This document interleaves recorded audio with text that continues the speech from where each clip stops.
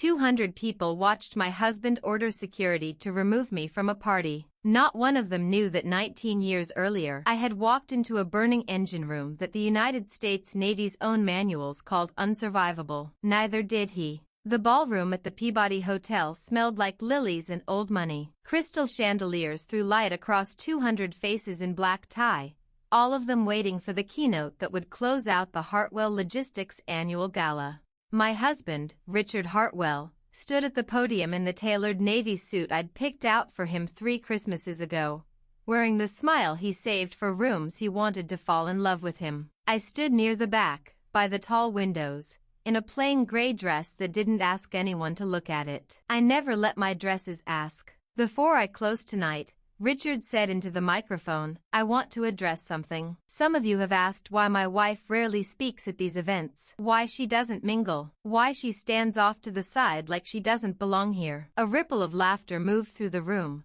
the nervous kind, the kind people make when they're not sure they're allowed to. My stomach tightened. My face didn't. 22 years of practice will do that to you. The truth is, Richard went on, she doesn't contribute much to this company. She doesn't understand the business. And frankly, some of our biggest clients have told me they find her presence at these events a little uncomfortable. The laughter died. A few people glanced my way and then looked off just as fast, the way you look away from a wreck on the highway. I set my glass down on the windowsill. My hands didn't shake. Richard. My voice stayed even. Not here. He looked across the room at me, and something that had been building in his eyes for months finally broke loose. No. Here. Exactly here. Because I'm done pretending, Diane. I'm done explaining to my board why my wife shows up to black tie events looking like she borrowed the dress off a discount rack. I built this company. I built this life. His voice cracked. Anger, maybe, or something closer to shame. And I am tired of people wondering what I'm doing with you. Somebody near the bar made a small sound. Not quite a gasp.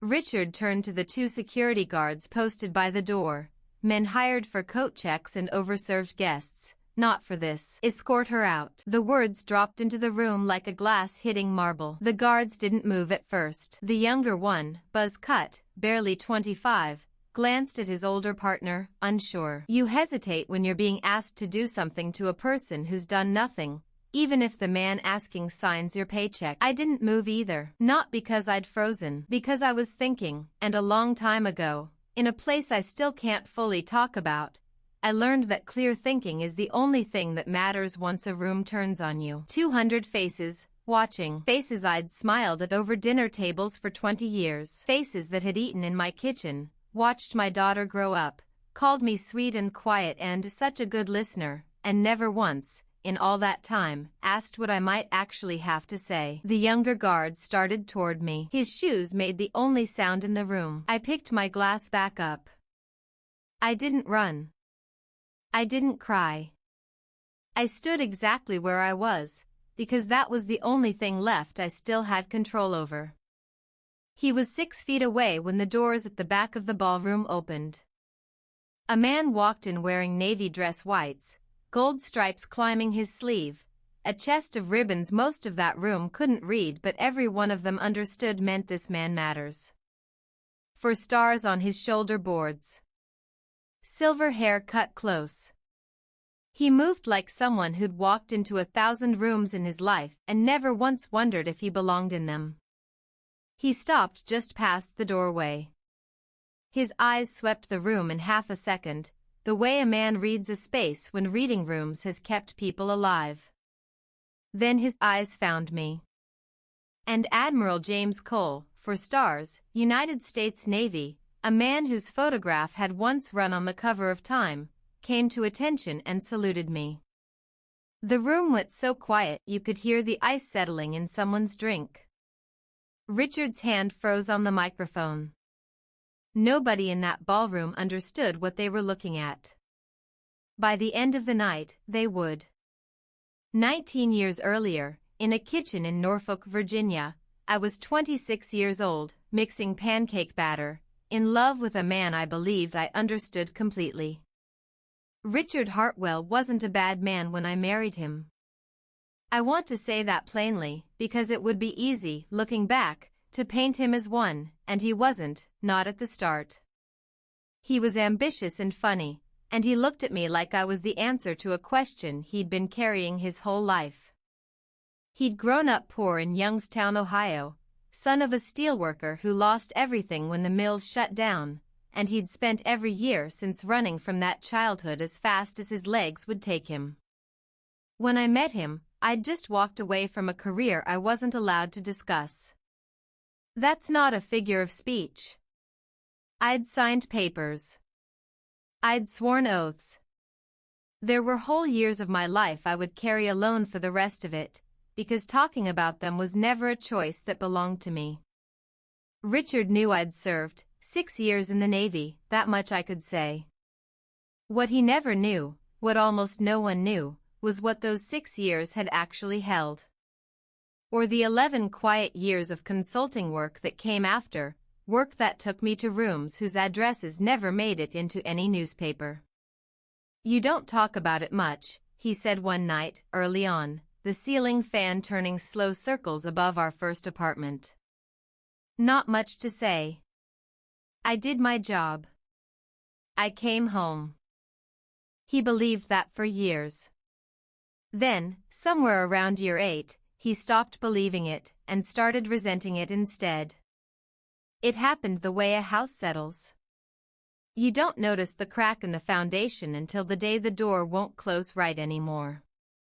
Hartwell Logistics started as 3 trucks and a rented warehouse outside Baltimore. By year 12, it was 400 employees and contracts running the length of the East Coast. Richard's suits got sharper. He started saying words like optics and branding. And he started noticing, at other men's dinner parties, that his wife never told stories the way their wives did, no sorority stories, no study abroad years, no family cabin in Vermont. Just silence, dressed up as good manners. "Why don't you ever tell people what you did in the Navy?" he asked one night in our 11th year, after I'd waved off a question from one of his partners for the 3rd time that evening. "It's classified, Richard. I've told you. For 11 years? Nothing stays classified forever, Diane." He didn't believe me. I watched it happen in his face, the way a small doubt, given enough time, hardens into something you can build a whole marriage's resentment on. He came to believe, and told me so years later in the middle of a fight, that I stayed quiet not because I had to, but because there was nothing worth telling. That I'd filed paperwork somewhere forgettable, and let him imagine something bigger because the mystery made me more interesting than the truth would have. "You let me think you were some kind of secret agent," he said once, laughing, no warmth in it at all. "Turns out you probably just typed memos." I didn't correct him. I couldn't. That was the deal I'd made long before I ever made one with him, and a deal doesn't stop being a deal just because it costs you your own husband's respect. So Richard settled on the version of me that made sense to him, a quiet woman with an unremarkable past, hiding behind a mystery that didn't actually exist. And once he believed that, everything else fell into place behind it. My silence wasn't discretion, it was awkwardness. My calm wasn't training, it was a lack of drive. My refusal to compete for airtime in rooms full of executives wasn't confidence, it was simply weakness, dressed up nice. He started introducing me differently. "This is my wife, Diane." Navy thing, way back, paperwork, nothing exciting. And I'd stand there and smile, because the alternative was a conversation I wasn't allowed to have. Our daughter Emily was 12 when the house's temperature changed for good. Kids notice things, the shift in her father's voice when he talked about me to other people, the way he corrected me over nothing at dinner, the way sweetheart stopped sounding sweet. "Why does Dad talk to you like that?" she asked me once, 14 years old, doing homework at the counter while I cooked. "Like what, honey?" She hunted for the word. "Like you're not that smart." I set the knife down. I remember exactly how much that moment weighed, my daughter looking up at me, somewhere between confused and worried, waiting on an answer I couldn't fully give her. "Your dad and I see some things differently," I said. That's all. It wasn't all. It was what I could say. By the time Emily left for college, 6 years before that ballroom, the story about me had calcified into something nobody questioned anymore. Richard's friends. His partners. Even some of my own family had absorbed it the way people absorb any story told with enough confidence, enough times. Diane's quiet. Diane doesn't add much. Whatever that Navy thing was, it was probably nothing. Richard's the one who built this life. At a family reunion in Michigan, my sister-in-law Carol cornered me by the dessert table. "It's a shame, honestly," she said, not unkindly. "You never found your own thing. Richard built this whole empire, and you're just sort of there." "I have things I do." "Like what?" I looked at her a long moment. There was a version of me that wanted to tell her exactly what filled my Tuesday and Thursday mornings. The consulting calls I still took twice a month, the number that traced back to a windowless office in Northern Virginia, the encrypted line locked in a drawer in my home office that Richard had never once asked about, because he'd stopped being curious about me years before. "I read," I said instead. "I garden." Carol gave me the smile you give someone you feel sorry for, and went back to the pie. At Richard's 50th birthday, thrown at the country club he'd fought 2 years to get into, one of his golf buddies, a big, easy man named Pete Sorensen, leaned in during the toasts and said, loud enough for the table, "Rich, man, how'd a guy like you end up with such a quiet one?" "No offense, Diane." "None taken," I said. Mostly true. Offense requires expecting better, and I'd stopped expecting it in rooms like that one. But there were cracks. Small ones. Moments where the story didn't quite fit the woman standing inside it. For years before the gala, a man in an expensive suit stopped cold in front of me at a company picnic, studied my face a beat too long, and said, "I'm sorry, have we met? You look incredibly familiar." "I don't think so." "No, I'm sure of it." "Were you ever in?" He caught himself, shook his head, laughed it off. "Sorry. Must be thinking of someone else." Richard, 3 feet away, never looked up from his conversation. There was Tobias, the security guard at Richard's headquarters, a former Marine who stood a little straighter every time I passed his desk, who asked me once, careful, like he wasn't sure he had the right, "Ma'am, were you ever stationed at Diego Garcia?" "Wrong person," I told him. He nodded slowly, unconvinced, too well trained to push. There was the photograph in my home office, old, edges gone soft and yellow, me on the deck of a ship with 6 others in uniform, faces angled away from the camera, telling you nothing except that something had happened there. Richard walked past that photograph 1,000 times over 20 years. He never once asked who was in it. That's the thing nobody tells you about being underestimated, it isn't always cruelty. More often it's a failure of curiosity, repeated so many times it hardens into something that looks exactly like contempt, and after a while, feels the same too. I kept my silence not because the humiliation didn't land, but because silence had been the job before it was ever a habit. I'd sworn to it before I swore anything to Richard. Somewhere in that last decade, I stopped being sure which oath still mattered more, until a ballroom made the question impossible to keep avoiding. The months before the gala were different. I didn't understand why until it was almost too late to matter.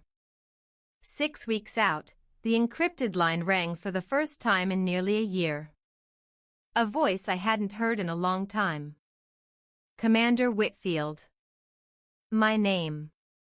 The one Richard had never once heard spoken aloud. "That's not who I am anymore," I said. "Some things don't unmake themselves, Diane.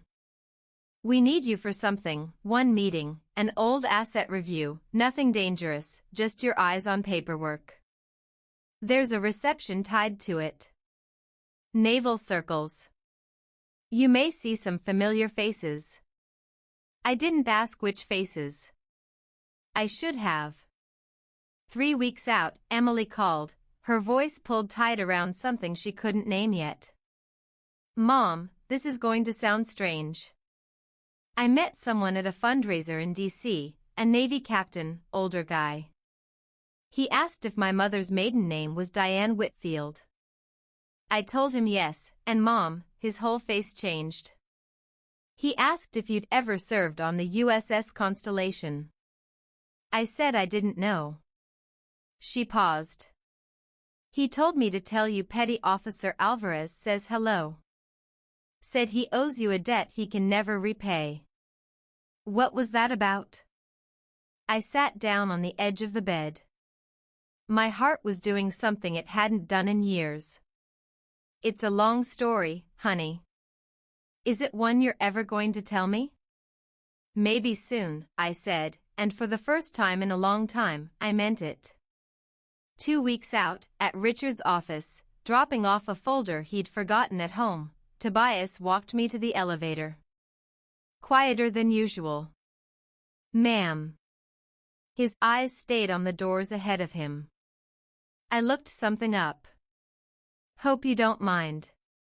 Incident report, declassified a few years back, USS Constellation, engine room fire, 2003. 7 crew members.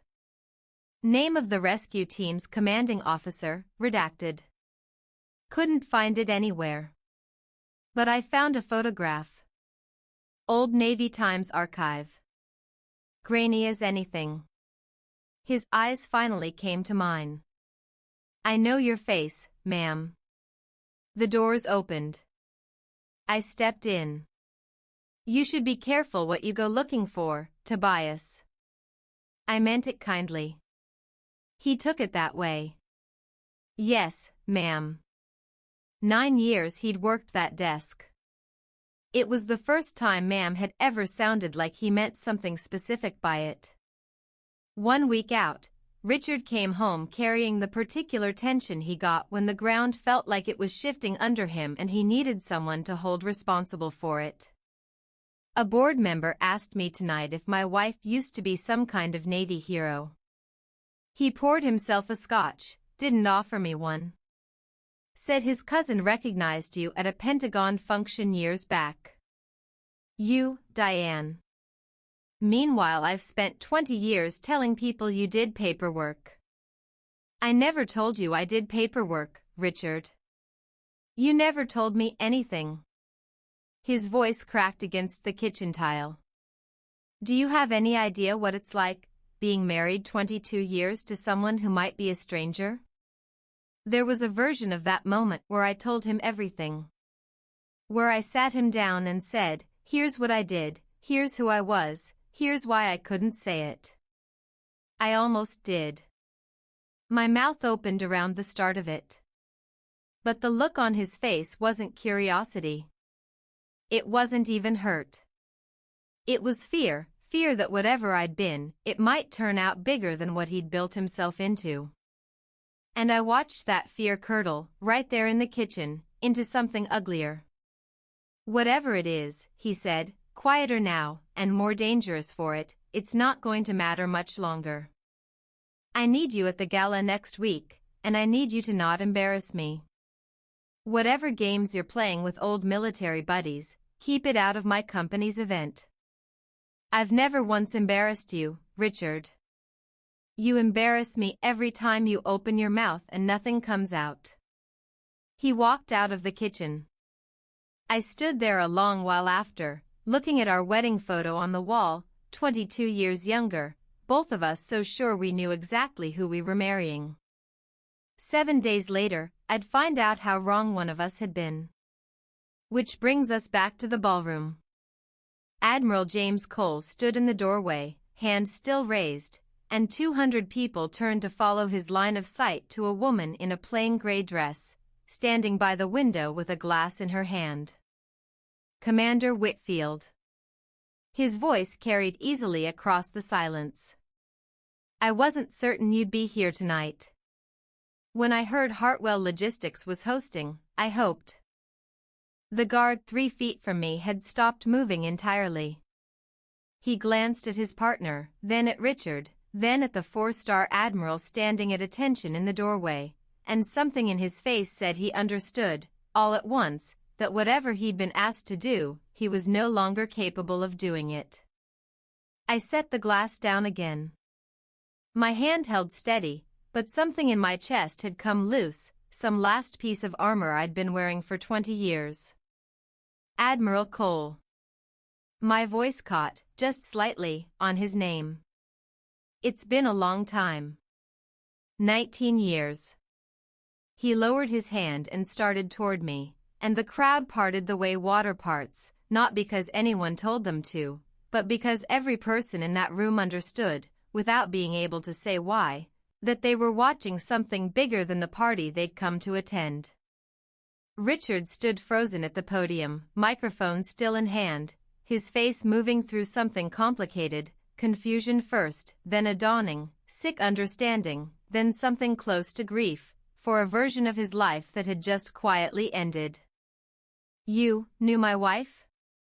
For the first time all night, Richard's voice didn't sound like a man running a room. The Admiral turned to him. His expression wasn't unkind. It wasn't warm either. It was the look of a man who'd spent 40 years learning to read a situation fast, and had just finished reading this one completely. Mr. Hartwell, I presume.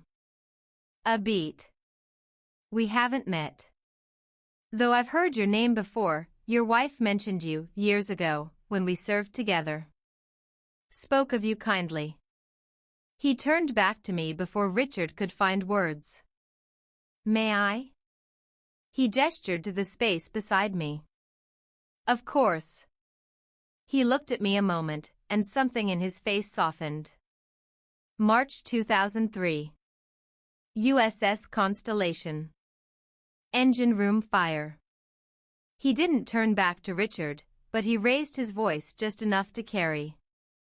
Your wife went into a compartment every damage control manual on that ship called unsurvivable. Fire, smoke, hull temperature past anything our gear was rated for. She went in anyway, because 7 of my sailors were trapped behind a jammed hatch, and there wasn't time to wait the fire out. A murmur moved through the crowd. Somewhere near the front, a phone came up, recording. She got the hatch open. Carried 2 men out herself. Went back in for the rest. A pause.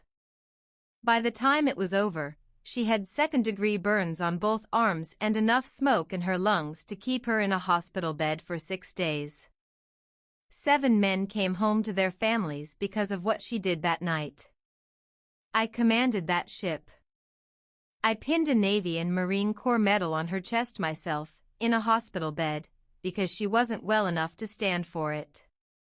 Under my sleeves, the old scars sat where they'd sat for 20 years, hidden out of habit more than shame. I hadn't looked at them in longer than I could remember. I could feel every one of them now. After that, the Admiral went on. Her file went somewhere most people never see. 6 more years of service, most of it classified. 11 years past that in an advisory role I'm still not at liberty to detail. I can tell you 3 admirals I know personally have leaned on her judgment when the wrong call would have cost lives. When the Department of the Navy needed someone who could walk into an impossible room and not lose her footing, her name came up. More than once. He turned, finally, to face Richard directly. You asked security to walk her out of a party. His voice didn't rise. It didn't need to. I'd like to understand why. Silence held the whole room. Richard's mouth opened, then closed. The microphone caught the small, unsteady breath he took before he tried again. "I didn't know," he said, and his voice broke on the last word. "No." The Admiral's tone wasn't cruel. "It didn't have to be. It sounds like you didn't. I want to be honest about what came next, because it would be easy to turn this into something it isn't. It would feel good, maybe, to tell you I took that microphone and delivered some perfect, cutting speech that brought the room to its feet, that Richard folded into a chair while 200 people cheered my name. That's not what happened. That's not how real life goes, and real life is what I owe you. What happened was quieter. I didn't touch the microphone. I didn't say a word to the room. I turned to Admiral Cole and said, 'Thank you for coming, James. It's good to see you. Heard you might need a friend in the room tonight,' he said. Word travels. Even among old sailors. I understood then, without either of us saying it, that Tobias, careful, quiet Tobias, who'd recognized my face in a grainy archive photograph, had made a call to someone he knew, and that call had traveled further than either of us could have guessed. I never asked him to confirm it. Some things are better left unsaid, out of respect for what they cost a person to do. The gala didn't end in chaos. It ended in a strange, hushed politeness, the way a room goes quiet after it's witnessed something it doesn't yet have language for. People filed out slowly, murmuring, glancing back at me with expressions I hadn't seen aimed my way in years. Not pity. Not curiosity. Something closer to respect, still finding its shape. Richard didn't come near me again that night. He stood at the podium a long moment after the Admiral finished, then set the microphone down, mumbled something about thanking everyone for coming, and left the small stage without once looking my way. We didn't speak in the car. We barely spoke for weeks after. What conversation we had was careful, formal, two people picking through 22 years of wreckage to see what, if anything, was worth salvaging. Richard's company didn't collapse. I want to be clear about that, because it matters. This isn't a story where the husband loses everything and the wife walks away with the empire and a parade. Hartwell Logistics kept most of its contracts. A handful of board members quietly drifted off in the following months, men who'd built their friendship with Richard on a shared, unspoken contempt for the wife who didn't contribute, and who didn't much care for what that contempt said about them once it stood in the middle of a ballroom in full view. But the business held. I never wanted to be the reason it didn't. That was never the point. What Richard lost was harder to name, and harder to win back. He lost the story he'd told himself for 20 years, that he was a self-made man who'd built an empire despite the quiet woman beside him, not partly because she'd let him.